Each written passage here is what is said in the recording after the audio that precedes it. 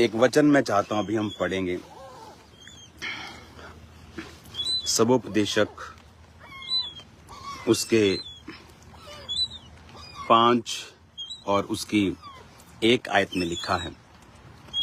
इससे पहले मैं आपको सबोपदेशक 6 पढ़ाता हूं। इसमें लिखा है कि एक बुराई जो मैंने धरती पर देखी है वह मनुष्यों को बहुत भारी लगती है।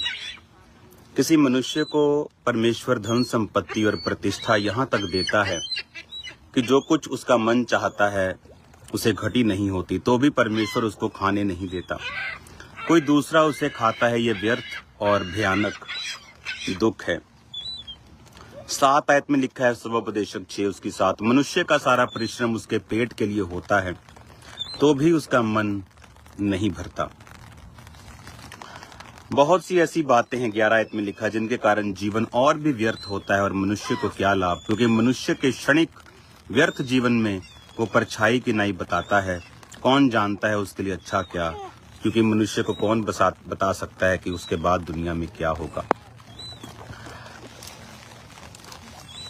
हमने देखा है कि एक ठहराव क्रिश्चियन लोगों की लाइफ में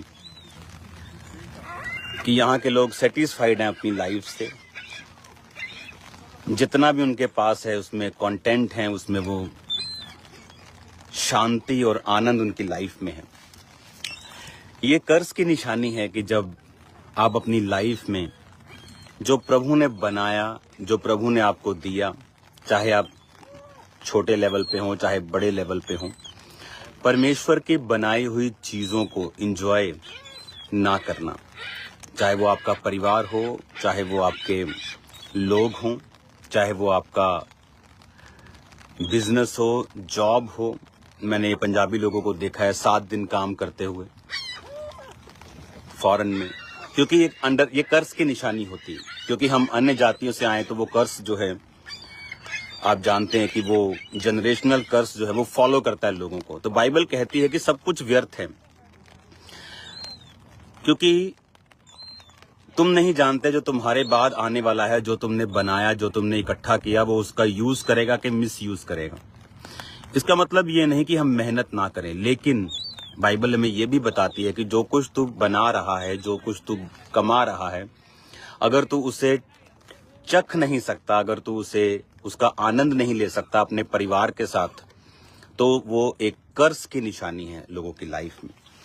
मैंने देखा है बहुत से कर्सेस को लोगों की लाइफ में काम करते, लेकिन जब आप इंडिया से बाहर आते हैं, जब आप ऐसे देशों में आते हैं, आप कनाडा में आते हैं, यूरोप में आते हैं, आपको रियल लाइफ का मतलब यहाँ पर समझ भी आता है। मेहनत करना अच्छी बात है, लेकिन बाइबल क्या कहती है, ये वचन बहुत ही आपका समझने वाला है। लिखा है तू जब परमेश्वर के भवन में जाए तो सावधानी से चलना, सुनने के लिए समीप जाना मूर्खों के बलिदान चढ़ाने से अच्छा है।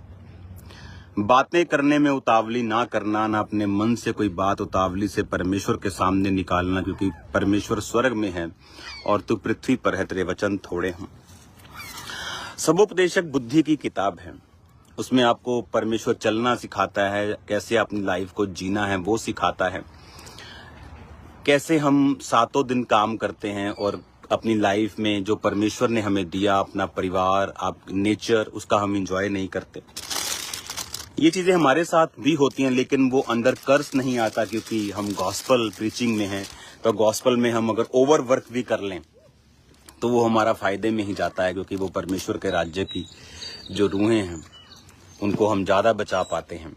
लेकिन जो आम लोग हैं, जो क्रिश्चियन लोग हैं, वो इस कुदरत को जो परमेश्वर ने बनाई है और जो वचन में लिखा है, जो कुछ परमेश्वर ने तुझे दिया है उसका आनंद मान, उसका आनंद ले, अपने परिवार के संग, अपने लोगों के संग पवित्रताई में रहते हुए परमेश्वर का जो परमेश्वर ने बनाया, जो परमेश्वर ने नेचर को बनाया, उसका आनंद लेना, ये भी परमेश्वर की एक ब्लेसिंग है। हालेलुया। तो ये अच्छा टाइम रहा कि हम फ्रेश हो गए। तो अभी जब फ्रेश हो गए तो वापस जाना पड़ रहा है।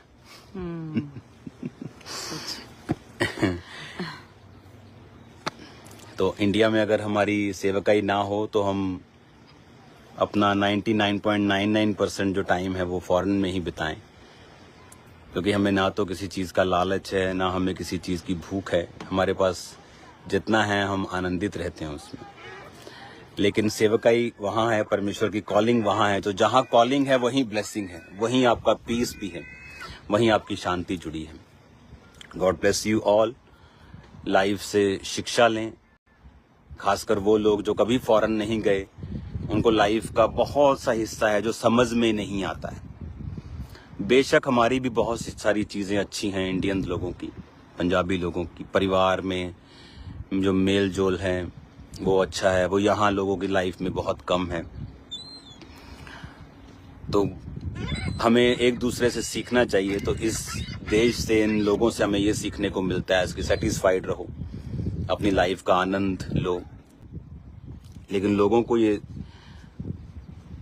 थोड़ा सोचना, पॉज करना, लाइफ को फिर से गैदर करना अपने परिवार के साथ, अपने लोगों के साथ।